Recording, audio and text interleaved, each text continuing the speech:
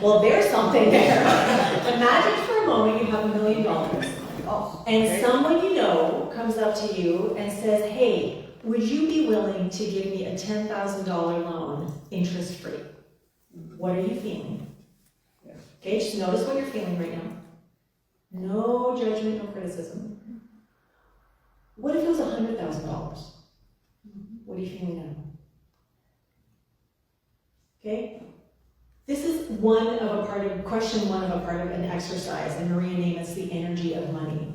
And it is something to help you find out about your basic assumptions about money. And so when I did this exercise, for me, I was like, yeah, totally, 100%. And no problem, pay it back when you can. Someone else was like, there's no way they can go and make their own money. I worked hard for this or whatever sort of thing. Then there was someone else who was like, you know what, I would just give it as a gift and never expect it back. And there are a whole bunch of different permutations and combinations on what it is that we could feel from moment to moment to moment. Mm-hmm. And so I just wanted you to, sort of answer that question for yourself and see, because it tells a lot about your relationship about money. And money is one of the things that I want to talk about with today's spiritual practice. But before I go into it, I'm going to offer you a few quotes. Money is God in action. That's Raymond Charles Barker. Money is congealed energy. That's Joseph Campbell. And to that, Maria Nemeth says, and releasing it releases the infinite possibilities of life. Like that. Okay? So lots of different perspectives, lots of different feelings around money, and money is actually only one part of today's spiritual practice, which is tithing. So just to backtrack in this month of spiritual practice, we have talked about care. That was the very first practice that was brought up. Care about expressing kindness and compassion and love, more of it, more intentionally, more consistently for ourselves, for each other, and for our world. That was way back at the beginning of the month. How's everybody doing with that? And then we moved on to affirmative prayer, talked about that at an Elevate on Wednesday, but affirmative prayer is one of the most amazing tools that we can practice to help us to remember how incredibly powerful we are and to move energy for a specific purpose, like we're going to be doing in our healing circle after today's Celebrate. If anyone is here in need of healing or really revealing of who and what they truly are. Then we moved on to meditation, and last week I led everyone through a meditation, the 4 Elements meditation based on Neil Douglas Klotz's Aramaic teachings. And meditation is an opportunity for us to further connect, for us to contemplate or open ourselves up to what is possible and who are we and how are we connected? What is this oneness all about? And then on Wednesday we did visioning. And visioning has to do with really opening up and letting go of everything that we have ever known. It is about asking questions, not looking for answers, and just opening up to the infinite possibilities, tuning in to the infinite possibilities of who we can become. Now, these are just 4 practices of a gazillion that we could all take part in on a daily basis to further embody the allness of being that we are. But our practices are going to be different depending on where we are at our level of consciousness, how we're feeling in the moment, maybe what's happening around us, the people, the community that we're in. But the whole point is that spiritual practice is something that, if done consistently, helps us to up-level in consciousness, helps us to remember that we are bigger, more profound, and more powerful than any of the thoughts that we might think, the beliefs that we might hold dear, the stories that we tell over and over and over again, the traumas that we experience that we sometimes tend to pull into the present moment with us because, man, doesn't it feel good to commiserate with people sometimes? We're bigger than all of that. And practicing spiritual practice allows us to sort of narrow the divide, if you will, of, oh my gosh, I'm so overwhelmed and caught up in all of this that is happening, I don't know what to do, to, yeah, that's okay, but I know who I am. And even with all of this going on, I have faith and trust that whatever I require to navigate this is already available to me right here, because it's who I am. So this next practice that I want to talk about is tithing. And how does that feel when you hear the word tithing? Maybe some people don't even know what it means. I didn't know what it meant until about 8 years ago. My first experience with tithing was in my second foundational class in Science of Mind, or Religious Science, and it was Prosperity Plus with Mary Morrissey. Anybody here familiar with Mary Morrissey? Oh, not that many people. Okay, all right, a few people, a handful of people. All right, so she is a New Thought powerhouse on prosperity. She did a lot of work with Bob Proctor. She has a whole amazing story about prosperity and how she picked herself up and navigated a whole bunch of stuff through her life from when she was 16 years old and got pregnant and couldn't go to high school and whatever, and then a business that someone stole from her and had to build it from the ground up and pay all the money back. She really walks the talk, and her life's work is helping people to really, really, really turn their prosperity consciousness around. So anyway, so this Prosperity Plus class, I was in this class, it was my elective for foundational studies, and the deal was that the Center for Spiritual Living Toronto, which is where I took it from, they received all of the materials. They didn't charge for the class, but everybody who was in the class had to tithe 10% of their income to the center. Okay, and I gotta tell you, at that point in my life, I'm like, 10% of my income? Are you kidding me? This was just after we moved here. We had no jobs. Milana was going to a private school that cost money. And the money that I was supposed to get from the people who took over my business, they didn't pay the final installment. And so the money we were counting on for the first 3 months or so of being here, gone. And here I am supposed to tithe 10% of my income. I can't even pay the bills. I don't know if I'm going to be able to pay my rent. We know we can pay for Milana's school because that's like a non-negotiable, but everything else needs to be up in the air. But still, it was like, you want to be in this class. This is the number one thing you have to do. If you can't do this, you can't be in the class. So that's when, okay, becoming really aware of how money is coming into my life. How am I attracting it? What kind of ways is money coming in? How am I expecting money to come into my life? And that's what this whole 12-week course was about, is really changing our relationship with money so that we could not only open up to a greater flow of abundance coming in, but really understand that that abundance is just a reflection of what we think of ourselves, of how we value ourselves. And whatever it is that we feel in here is what we're attracting and experiencing out here. So that course really shifted my thinking in prosperity. It was incredible. And this whole tithing thing of tithe 10% has stuck with me since then. So thank you, Mary Morrissey. Now, tithing, as I was doing my research for this talk today, there are a lot of different perspectives on tithing. And it's really interesting to see because some people say it's a spiritual law. Edwene Gaines is one of them. A spiritual law, you have to engage in it, and you have to do your 10%. Anything less than 10%, you're not doing it right, and you're not doing it properly also means you're not doing it. Okay, so it's like all or nothing kind of thing. Then there is the thinking of you give what you can. And so if you're not able to do 10%, what can you do? Because the whole idea is you are giving. You are giving of yourself. This is about generosity, not just give to get. And then there's this idea of tithing isn't just about money. It is about your time, your talent, and your treasure. But what ends up happening in New Thought often is, you know what, if you don't have enough money to give more of your time and your talent. Well, that's where I'll kind of go with Edwene Gaines and sort of go, you know what? Treasure is important because as we heard at the beginning, money is God in action and money is congealed energy.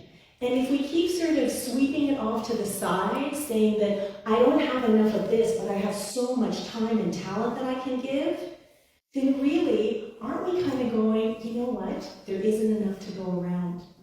And doesn't that come from a lack consciousness? And does lack consciousness go with infinite? Does lack consciousness go with ever-flowing? Does lack consciousness go with abundance and prosperity and divine flow? No, it doesn't. But so many times we have these conflicting views, even beliefs deep down that we're not aware of, or beliefs that we're not aware of, and then the conscious thinking that we're sort of conflicted about, even more mixed messages, which means more mixed experiences with money and tithing, as it were, in our life. So, this is one of the things that Edwene Gaines says about tithing. Tithing is a beginning discipline in giving and receiving. It increases our faith and pushes us through conscious fear.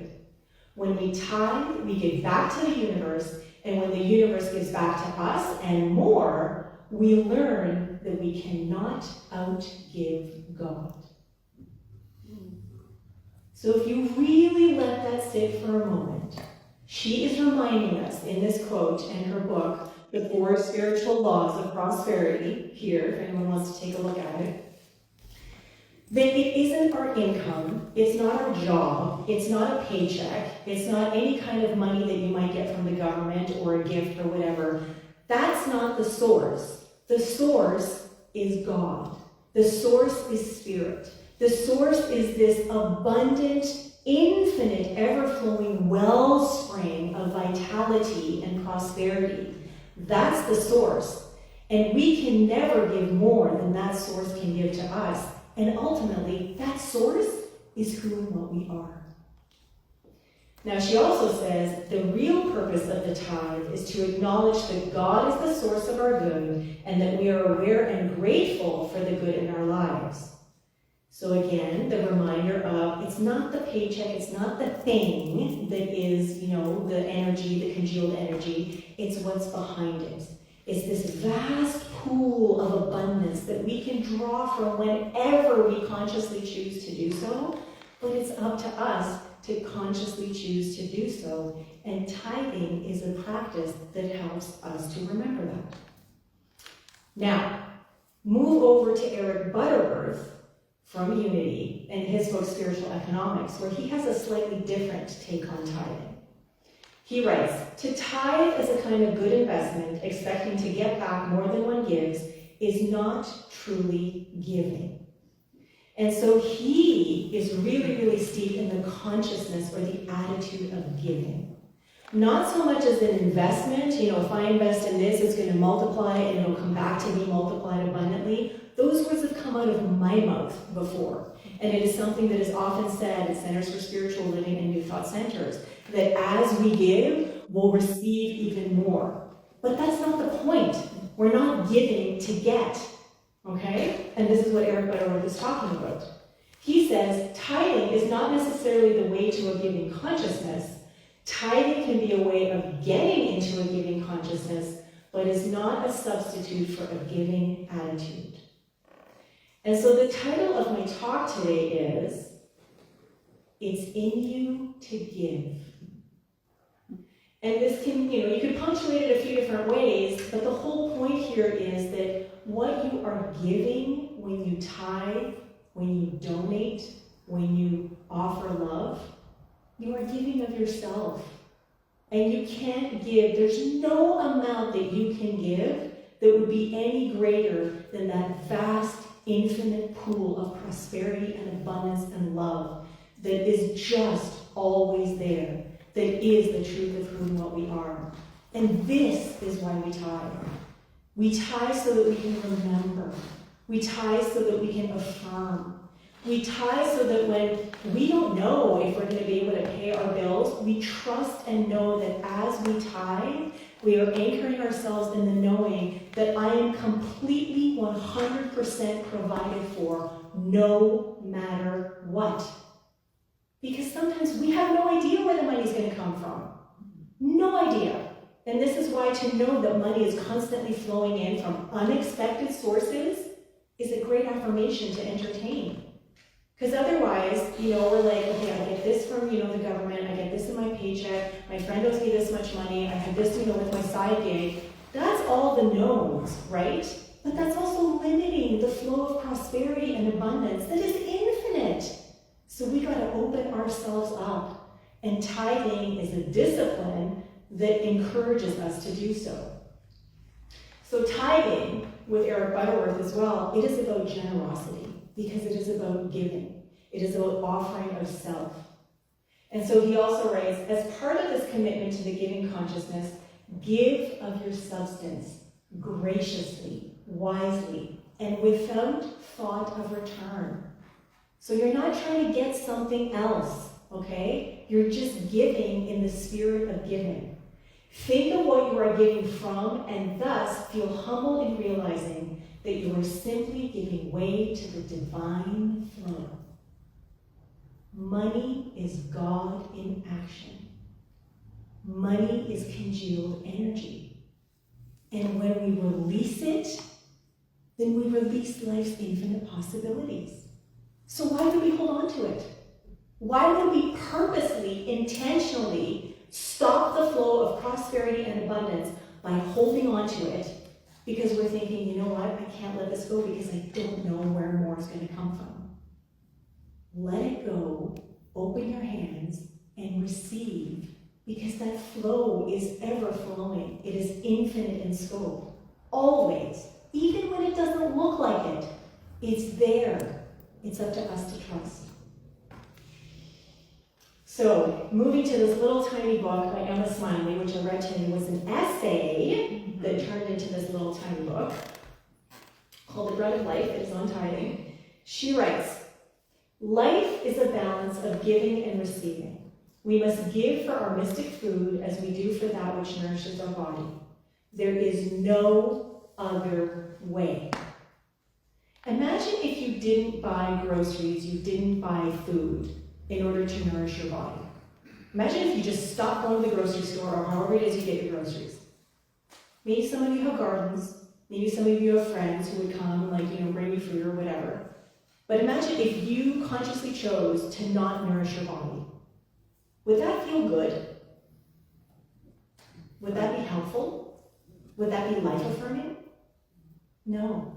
And so what Emma Smiley here is saying that we need to do the same with our spiritual evolution, with our spiritual growth. We need to nourish with mystic nourishment.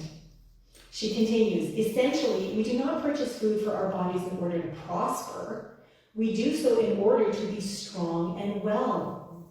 We do not tithe that we may prosper, but to nourish our consciousness, that we may daily become more aware of the presence of God, that we may better know the great truth on which all true prosperity is based.